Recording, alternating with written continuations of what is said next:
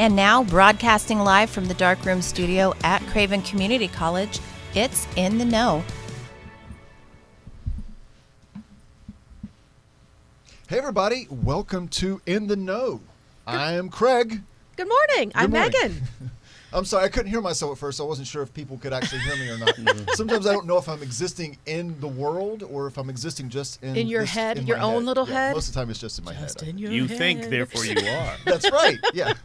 So we do have a voice at the end of the table. That's right. Craig? Yeah. So let's go ahead and we'll throw it down here. This is Ron Jones. He's going to be here talking about dialogues on diversity, and we're going to get to that in just a little bit. Yeah, but just a little teaser there. A little teaser, so stay put. Yeah, we got some stuff going on here on campus and stuff going on in the community.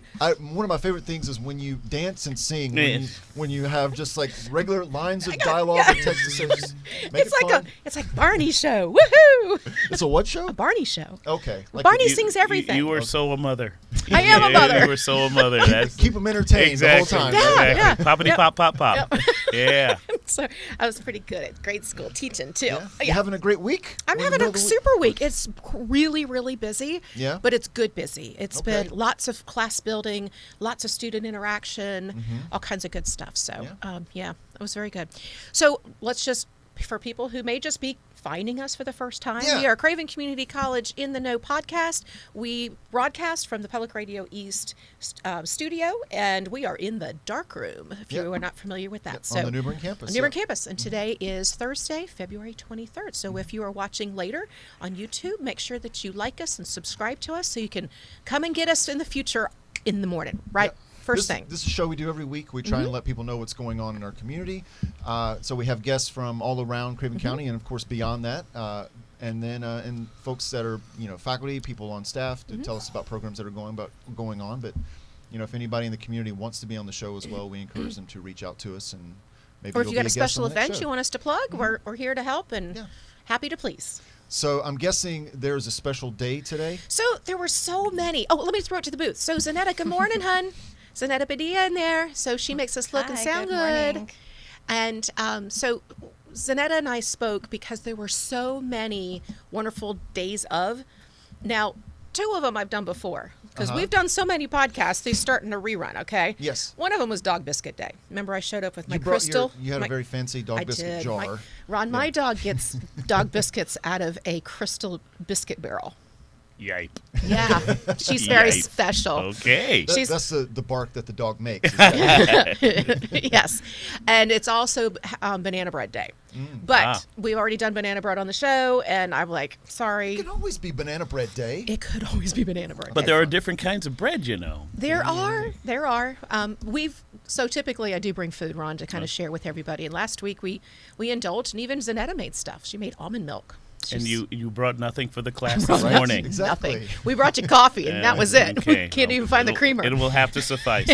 So, Zanetti, do you want to throw up the slide for the day of? Yep. So you think of the theme right here. You think of it? These are all things that we teach at Craven Community College? Correct. So we're looking at our trades today. So it's National Hospitality Appreciation Day. So be nice to your servers. Be nice to your serving staff. Did you ever work in hospitality? I did. Yeah. I did catering for many years. I did retail and I did catering. Yeah, anybody who ever worked in it feels that everybody should have to do it for at least a year. Yeah. You have as well. Oh, goodness, yes. Yeah. I thought I would end up in that industry, in fact. Yeah. I loved it. Did you ever go to a macaroni grill? No, I didn't. Are you familiar with them? I'm familiar with them. So I was a hostess and a table singer for Macaroni Grill. They sing? Yes. So I'd go and I'd sing Italian songs. Like from table to table you're singing? Yes. Just Italian songs? Well, you got more tips if you sang in Italian. Oh, wow. Yes. All right, there you go. So, yeah. And it was in my hometown, Roswell, Georgia, and that was where a lot of the Atlanta Braves and Falcon players lived because it was the suburbs. And they would come with their families, and so, of course, if there was a birthday or a special anniversary, and I got big tips. Oh. Yeah? You got a line for us? Nice. No. Do you recall any of your Italian lines that you can sing for us? Really, right now? Right now? No warm-up? Nothing? Okay, you think about it. I can do it. Later, You ready? I guess. Yeah. Oh, no, I can do it now. Nella cuore più non mi sento. There. Nice. Little teaser. Yeah. I'm impressed. Do you know what that means? Do you know what you sang? Please tip me largely. The song itself is about, and if I sang the whole thing, you would get it. But it's really about the maid was getting teased and groped by her employer. Oh, okay. And teased and groped. And so she's like, "Do I like it? Do I like the attention? Do I not?" Okay. So it's a very complicated dinner we're having. Yeah, well, it's no a kidding. small operetta. I mean, it's a little tiny song. I got you. So anyway, You sounded just like my sister. My sister actually is a trained mezzo soprano. Oh, really? Yeah. Wow, okay. Yeah. She started at UNC School of the Arts, and then got scooped up by the Hart School up in Connecticut. So, oh, wonderful. So yeah. Very good. Yeah. I am a mezzo. Yeah, So. there you go. I told you sound just like Yeah, her. but I haven't. No warm up. That was pretty good. Just pull I'm it very right off. impressed. Yeah. Okay, so back to our trades. So Zanetta, can you throw that back up there? And also National Tile Day. Of course, we have our masonry class over at the Volt Center. National Diesel Engine Day. We can't run our country without diesel right now. Diesel trucks, diesel for all kinds of stuff. So we've got a wonderful class over there that these students are getting hired before they finish, as well as National Digital Learning Day. So as we continue to move and grow, you were just talking off air about our numbers of students that learn online or hybrid classes, and even our trades classes now we can offer a hybrid portion. So if people are, again, they're concerned about leaving their full-time job but they still want to grow or change or get a certificate, we do have lots of options. So please come and see us. So do you give them a diesel engine to take home with them? No. So we don't have online diesel engine. Because I was just like, I mean, I figured, how else are you going to work, learn to do this? No, some that of is the a good trades. point, though. No, yeah. It is harder to do trades from home, right? Yeah, I was But gonna there's say. there's safety videos and there's practice exams and that kind of stuff that they can take ahead of time. Okay. Troubleshooting. Or you just tell them to go to Home Depot and use their stuff. No, well, our CDL program got really expensive during COVID because we had to keep sending students home with large trucks and trailers. And they kept having to park them, and then they had to buy more land to be able to park it there. So we were buying, 8 trucks. We had 5 and just that were sending them given home to with us. them, Wow. Yeah. So actually, Wow. that was really kind of cool. It was another school actually gave us 5 tractor trailers. Oh, nice. Yeah, from another. They had a CDL program, and these had broken, and it was cheaper for us to haul them up here, Right. and then use them as part of our practical hands-on experience. Well, that's great, especially given not a lot of stuff was moving on the roads for a while. Yeah. Hey, Yeah. there you go. Yeah. In all Absolutely. seriousness, though, those were actually programs that were able to run during Right. COVID. Yeah, just that's. because- I mean, it's so important. It was so important. That's one of the big things that I know for myself. That traveling around the country as much as I do, students just were thrown into a blender for that period, and anything that they could do to even get some semblance of stability. And I think a trade would probably be a little more grounding than just being online classes all the time, when you can literally sort of practice with your hands and really do Right. things. So yeah. Well, and one of the things that we talked about, because I run a welding shop in the Havelock campus, is that welders isolate. They're not elbow to elbow with Right, each other. right, There's a social distancing there while sparks are flying. Exactly, So, there's your own helmet. You don't share. There's your own gloves. All that kind of stuff. Right, So yeah. it allowed us to keep those programs, Cool. and they were necessary. Cool. Exactly. And well, it's funny. Just as a quick aside, when I was in the military, I got to spend time with Navy guys, and that was one of the things. I got to spend a little time with welders, and they're like, "I'll have a job for the rest of my life. Yeah. This will not go out of style until we literally have we're teleporting to other planets. Yeah. Because." Iron, metal, Yeah. Yes. You'll we need to use weld on other planets, Yeah, too. exactly. It's true. Yeah. Or to get to the planet. Yeah. Yeah. Speaking of which, did you see the whole Jupiter and Venus and Moon thing last night? I did. Zanetta's shaking her head like, what is she Yeah. talking about? My son's very much into astronomy right now. Yes. He got a telescope for Christmas, and so he's been bummed out because it's been cloudy lately, but last night it was clear, and so as soon as it got dark, he was outside looking at stars. I noticed it last Saturday driving home, and I'm looking out the window, and I kept saying to my husband, over those beautiful fields kind of going through Beaufort County, and I'm like, do you see that? Which one is the satellite? Which one's the planet? What am I missing? And so then, of course, I Googled it. And so Venus was here, and Jupiter was here, and last night was the closest that our crescent moon was to the planet. Oh. It was very cool. Oh. Yeah. There you go. So very bright. Yeah. It was fun. So let's talk about me now. Yeah, let's do that. Yeah, let's talk about me. So, Yeah. Ron, you've come a long distance to come hang out with us this morning. Yeah, well. And yeah. so you're from the Winston-Salem area, Yes, correct? I am. Yes, I am. And tell us a little bit about the program that you will be offering today at the New Bern campus in the Nauman room between 4 and 5. Tell us a little bit about it. This program is called Martin Luther King and the Strength of Shared Dreams. Okay. I created it because one of the things that I always was frustrated by when it came to that, mid-January, everybody sort of focused on MLK, was that most of the stuff focused on like the first 2/3 of his life. Birmingham bus boycotts and the Edmund Pettus Bridge, Bloody Sunday, and the speech on the mall, the I Have a Dream speech, and all of that stuff, and literally millions of school children around the country just quoting I Have a Dream, and little black boys and little white girls can sit together and have tea together, and not that that's bad. I mean, it's great and it's important, but I believe that the Martin Luther King that is probably the most quintessential Martin Luther King happened in the last third of his life, basically from 63 to 68, where he went through a kind of a transformation in reference to how he was approaching his advocacy. And what he did was he basically expanded his advocacy out to more groups, and he'd always felt that way. But once again, in 1955, black people had issues. There was stuff. It wasn't great, and so he put his energy there, and a lot of traction happened. But at the same time, as he found himself getting more frustrated with the speed and the pace of the type of change that he was seeing, he was like, we got to do something to really expand this thing. And so the seeds for his Poor People's Campaign just started to get planted there. And that's the Martin Luther King I want more people to focus on. So this program this afternoon, it's a performance-based lecture. Okay. So I'm speaking a lot, and there's a lot of performance pieces in video form that support what I'm doing, to try and give people a here and now sense of why this is so important. But the big idea to me for most people is to take away the fact that MLK's Poor People's Campaign, which happened sadly after he was assassinated, was really about trying to bring as many people together under one banner as possible and move the needle forward towards more human dignity for more people. Because when he expanded his focus to poverty, it automatically made the issue so much broader than just color. Because if you look at the statistics at the time, for the percentages of black people in total in the country, there were more poor white people than there were black people in total.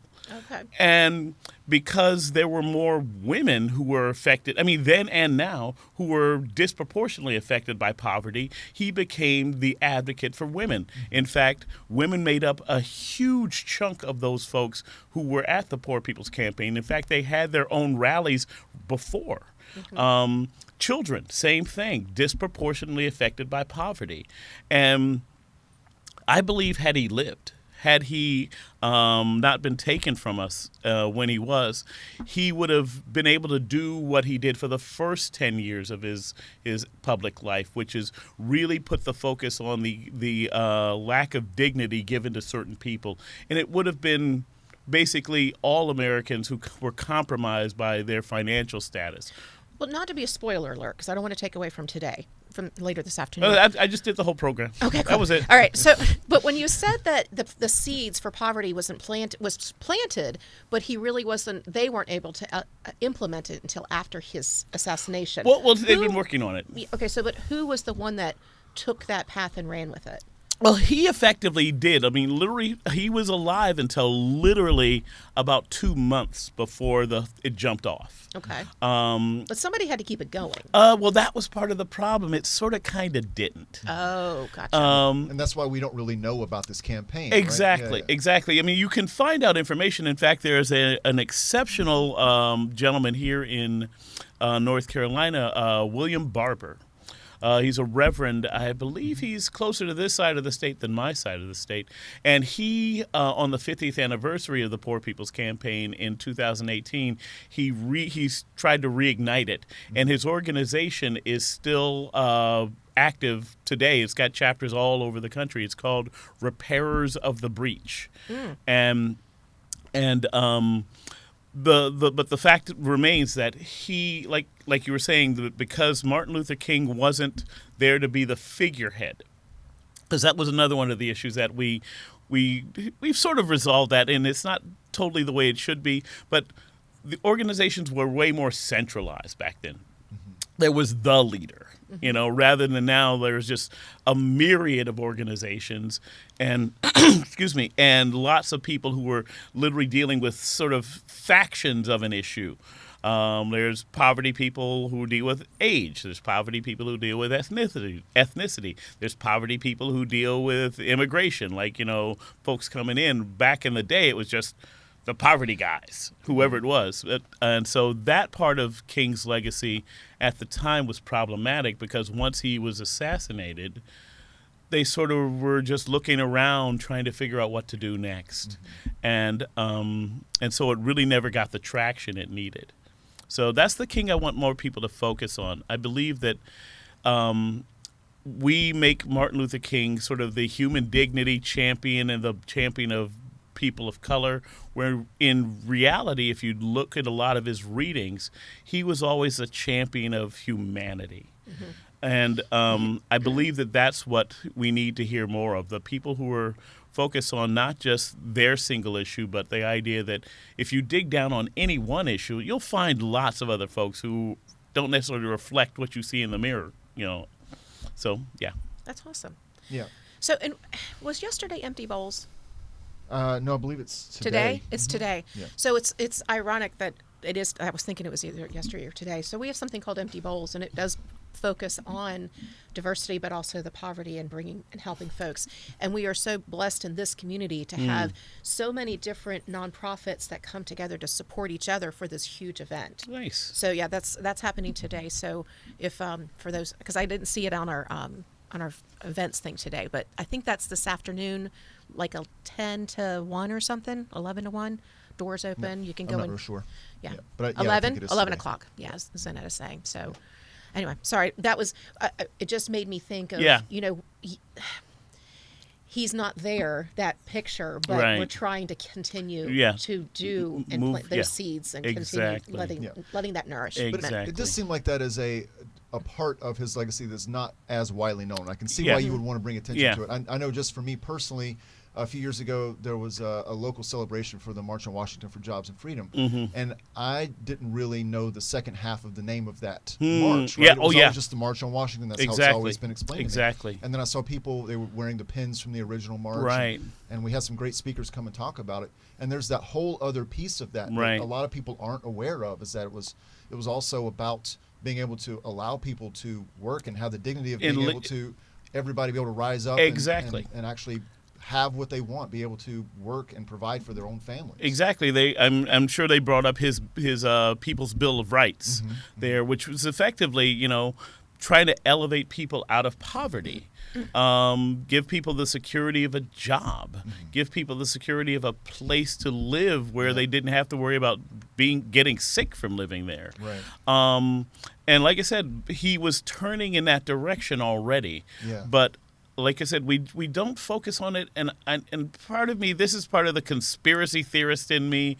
I think it's more convenient to make MLK the champion of black people than to make him the champion of all people. I think part of it was just pragmatic at the time. If you think back to the 1960s and the 70s, we were still a relatively binary country. It was white and black. And so to look at him as a guy who was advocating for white folks, poor or otherwise, it didn't necessarily fit the vision that everyone had of him of the time. But we're far more sophisticated now. And once again, I just go back to that big marker of things like this, significant social movements, they take time. I say they're like Novocaine. You just got to keep pumping it in there until it takes effect. And it sometimes takes a while for people to start to really get their heads around what this thing is all about. And I, for one, feel very strongly about the idea that we're in a moment right now. I mean, duh. For the last few years, we've been in this cultural crucible, this cultural upheaval, where so many issues and identities are finally asserting themselves, saying, "Listen, we can't take this no more. Help us out." And it's a good thing. It's not a good thing that it's happening. That's sad because it had to happen. Right. It's a good thing that we were given an opportunity to do something for people whose voices have just been unheard for too long. But what I think is more critically important for people is to frame how we articulate that message to folks, for the sake of making as many people see themselves in it as possible. I mean, just to get a little bit political here for a minute, I understand what the BLM movement is trying to do. I get it. I'm on board. My issue with them is that they are focusing too much on the impact on people of color, when if you look at the statistics, Black and brown people are dying in higher percentages in proportion to the population, but white people are dying in larger numbers than those first two groups put together. By the same means, by the same thing, And so what we're talking about here is policing culture. We're not necessarily, I'm not saying that racism isn't a part of it and bias isn't a part of it, but if I want the dominant culture to understand why this issue is so important, I have to show them in it. And I wish that the BLM movement did a better job of pointing out some of those atrocious deaths that happened to non-brown people as well. So people can say, "Oh, now I get it. Right. Now it makes more sense." Well, that's how you find compassion, right? Exactly. Because if you are able to distance yourself from another group, right, they continue to just be the other, and it's easy to dismiss them completely because exactly. You don't see yourself in it. Just exactly. Like you said. That's. I believe, and I'll lead with this. And so I'm giving away the beginning of the program right now. Spoiler alert! Yeah, Spoiler alert. So I start with what I like to call my love matrix. That I love everyone. I love you guys. You didn't bring me cake. I did for banana bread. I'm sorry. Yeah, that's still cake. I know. It's just a different kind. They call it. It's cake. I got a cookie back here in this bag. No, it's too late. It's too late now. But it's lemon cookie. It might not be too late. We can talk. May not be too late. Yeah, we can talk. No, never too late for a lemon cookie. So yeah, I want people to understand three basic things. I love as long and as well as I can towards everybody. Number one, because you're my humanity. You're it. You're all I got. Number two, my faith asks that of me. And number three, our nation's declarational mandate put in motion a thing that was designed to give more dignity to more people. And so what is the highest form of dignity you can express to a person? I believe it's love. And I believe that that's what King was going for. He was reaching for. There just hadn't been enough time to really put the message in. And so like you were saying. Or people weren't ready to hear it yet. Oh, yeah. Oh, I think lots of folks. His message was there. They just weren't ready to hear it. Yeah. Indeed. And I think that this moment, especially for as anxious and as crazy as certain things seem to be out there, everybody's. I believe we are still in the midst of a kind of a national trauma. And I don't think we've mourned the loss of the world we had before 2020. It was almost like we lost a member of the family that was just there all the time, and then they got sick and they lingered and then they were gone. And they're not coming back. And I think far too many people are still living in the anxiety and the tenseness of not having dealt with that old world. So compassion and love and all of those critical moments that sort of open the heart to ease the mind are, I think, what we need to do. And I believe that was where King was going. I think it's so important now. In fact, maybe even more so than then. Because like you were saying, a lot of folks were just not ready back then. Mm-hmm. Absolutely. Yeah. Ron, I am so glad that you came to hang out with us this morning and share what you're going to have your event this afternoon. Again, it's here at our New Bern campus in the Nauman Room, which is in our new dedicated Ward Hall. Mm-hmm. That was yesterday or 2 days ago? I don't know. Time all blurs together. I know. This week has been busy. It really has been. Yes. And so we're looking forward to that. So. That's it. It is open to the public, isn't it? Oh, absolutely. Yes. Oh, yeah. Yeah. Awesome. Yeah. Yeah. And with this, we're pushing this out today on Facebook as well. So we invite folks to come and see it, and I'll be there, of course, too. I'm looking forward to it. Awesome. Yeah. I'll try to leave Havelock early so I can come and see it. So that'll be very good. Awesome. Well, we're going to talk about a few other events that are going on today and throughout the weekend. So if you'll hang out with us for just a few minutes, of course. awesome. Okay. There's still a cookie in it for me, right? Yeah, there's a cookie in it. Do we need to give them a cookie? Let them have snack time while we're No. I'm fine. I'm fine for now. Okay. You want to start? Yes. So just to circle back again, Dialogues on Diversity, that's today from 4 to 5 p.m.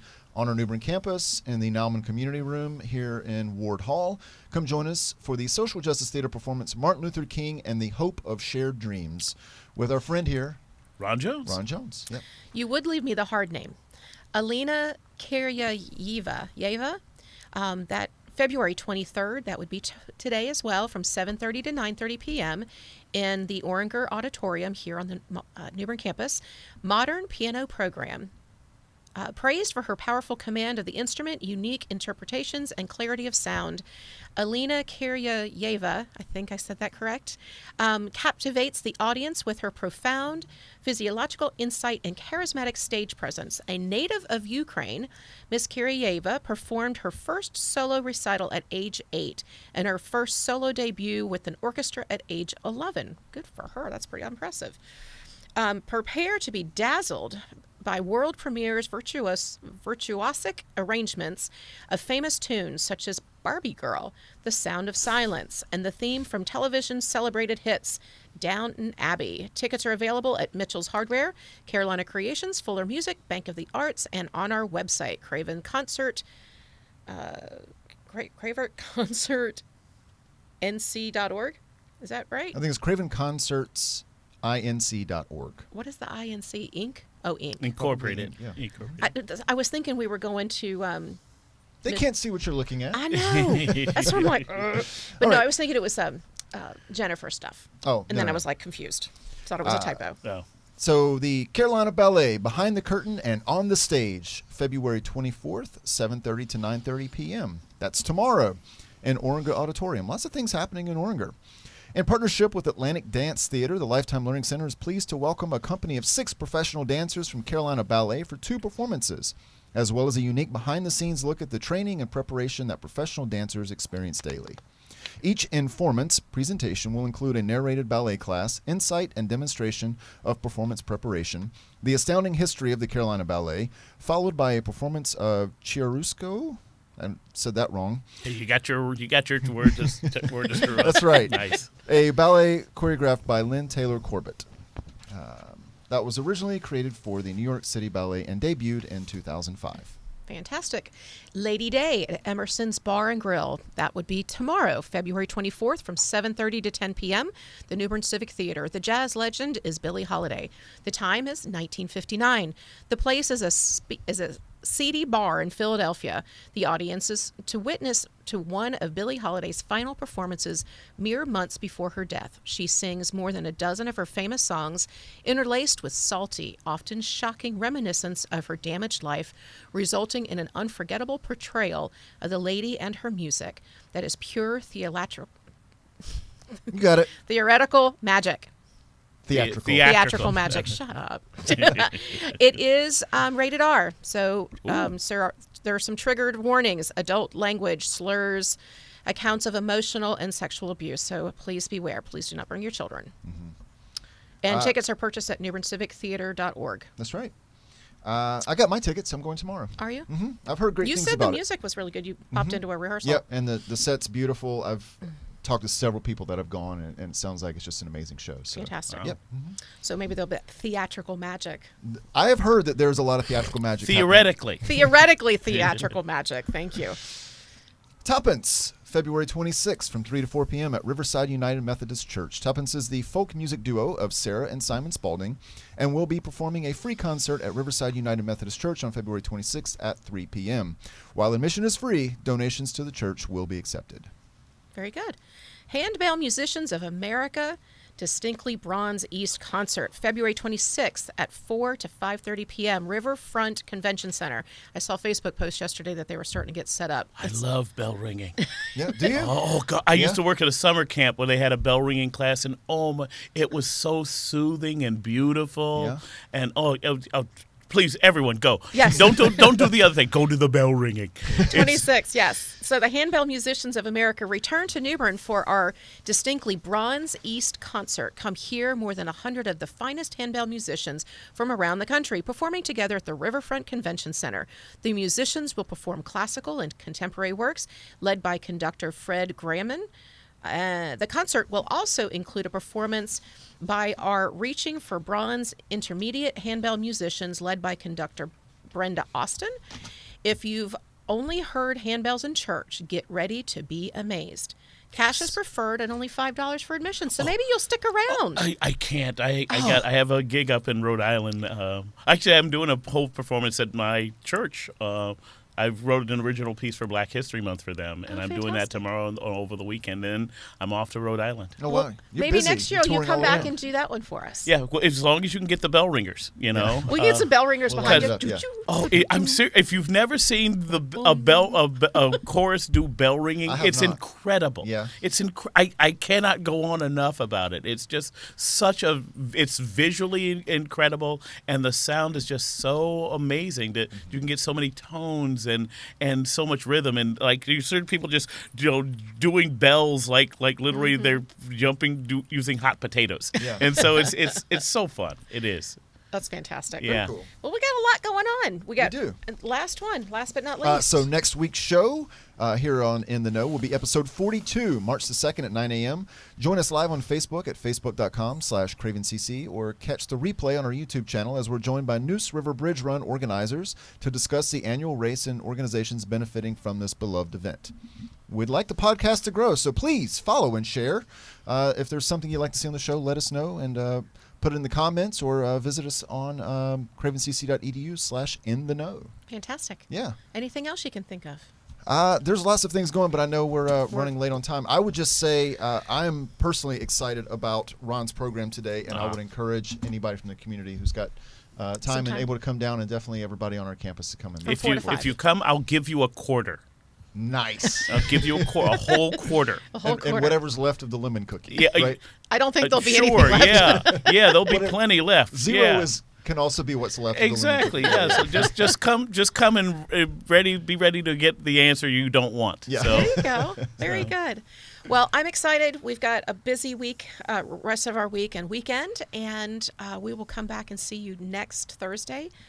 Can you believe it's going to be March already? I know. Wow. March Pretty exciting. 2nd, so we will see you then. So everybody stay safe, stay happy, stay healthy. We'll see you next time. Take care. Bye, everybody. Bye, everybody.